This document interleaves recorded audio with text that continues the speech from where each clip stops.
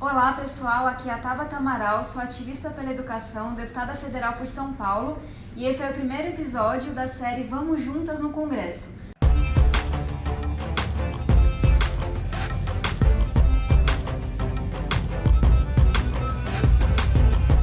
Para quem não conhece o Vamos Juntas ainda, é uma mobilização nacional para a gente eleger mais vereadoras, mais prefeitas, mais mulheres na política, ainda agora em 2020. Eu estou com uma convidada muito especial, que é a senadora Simone Tebet, que também vai ser mentora do nosso programa. E essa é uma série que a gente fez para poder inspirar meninas e mulheres Brasil afora, que não se veem na política, ou talvez estão com dúvida, mas que com certeza têm muito talento e deveriam ocupar esse lugar aqui também.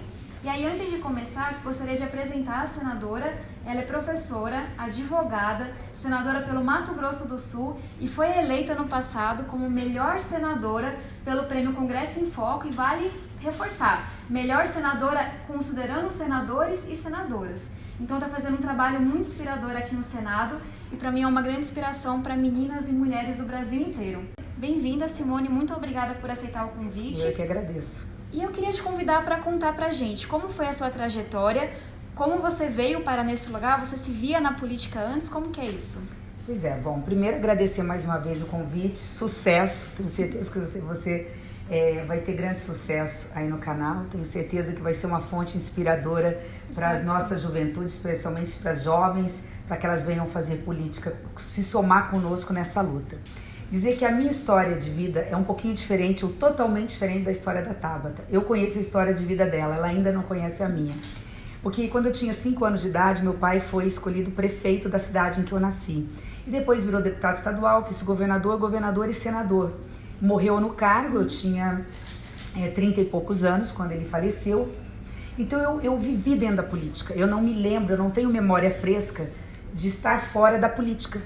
Mas eu via a política como algo extremamente, um mundo masculino. E eu via, como meus irmãos viam, a política como quem faz política na minha casa é meu pai. Então eu nunca fui inspirada a fazer a política. E alguém falava assim, você vai ser política? Eu falava, eu não. Isso é coisa do meu pai. Até porque ele era um político de excelência, muitos anos na vida pública sem nenhuma mancha de corrupção. E imagina... E de repente eu percebi que sem perceber eu segui os passos dele. Eu fiz faculdade de Direito no Rio de Janeiro, na mesma faculdade que ele. Comecei a dar aula de Direito na mesma disciplina que ele dava, que é Direito Administrativo, em todas as faculdades de Mato Grosso do Sul.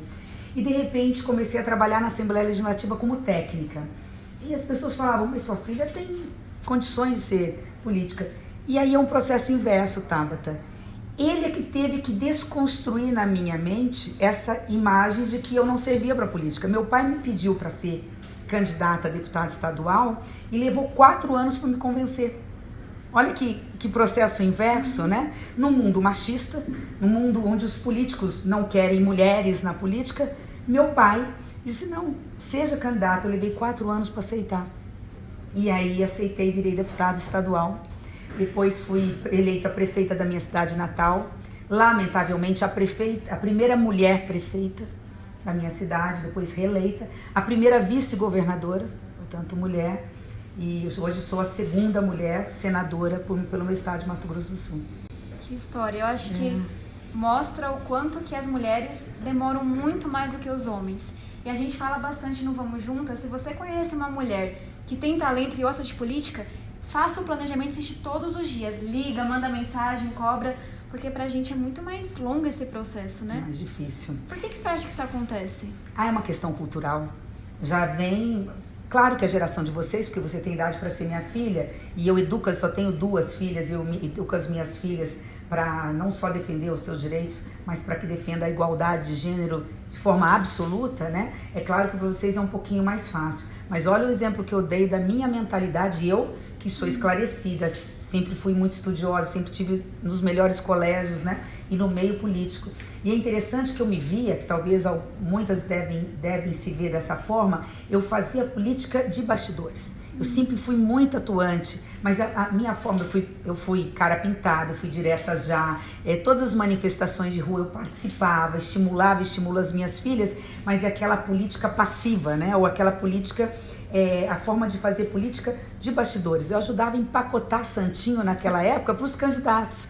Então, eu acho que é uma questão cultural, Tabata, que nós temos, e você através agora do seu canal, nós temos que desmistificar. Lugar de mulher é onde ela quiser, dentro ou fora de casa, mas especialmente fora de casa fazendo política.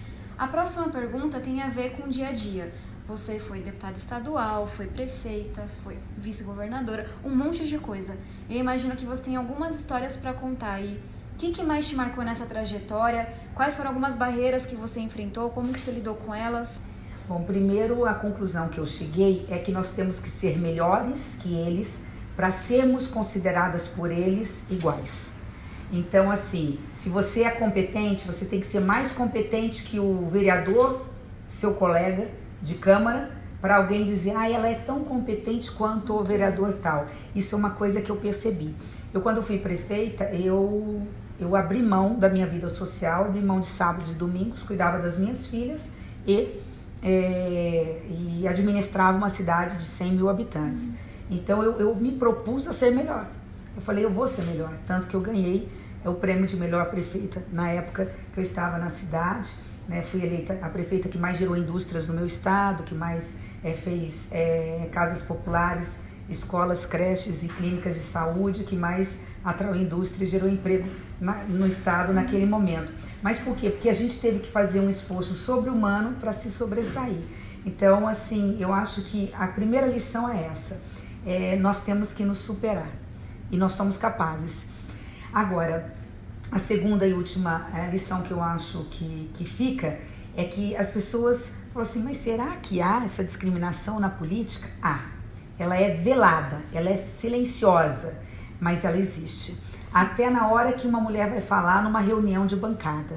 Eu já participo de reunião de líderes, né? Tabata tá começando agora, logo ela vai ser uma líder do seu partido e ela vai perceber. Enquanto um homem, um líder está falando, todo mundo escuta. Uma mulher começa a falar, começa o burburinho do lado. Então começa pelo desrespeito. Sim. Eu acho que vale comentar que as coisas que você trouxe, do quanto que a gente é interrompida, do quanto que a gente é testada com conhecimentos básicos, do quanto que a gente tem que se provar muito mais, não acontece na política.